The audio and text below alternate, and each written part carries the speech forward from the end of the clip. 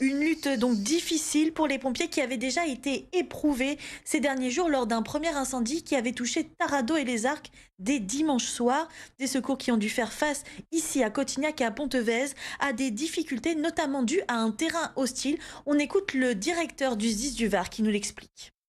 Nous avons eu 3 camions qui ont bien chauffé, dont un qui a brûlé hier.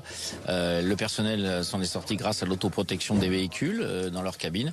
Ça prouve bien le danger. Donc oui, on n'est pas sur des configurations simples pour nous. On éteint 97% des feux avant qu'ils ne fassent 5 hectares. Ça, c'est tous les départements du Sud, y compris le nôtre.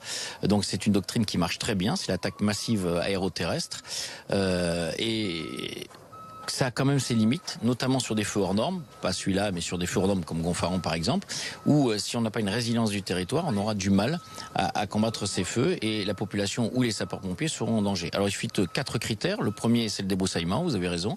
Le deuxième, c'est l'accessibilité aux maisons. On doit pouvoir croiser un camion et une voiture.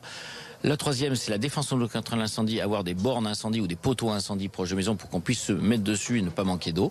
Et le quatrième, c'est avoir des matériaux adaptés. On a encore vu sur ces 2 feux des planchers piscines en bois. On a vu des tas de bois autour des maisons.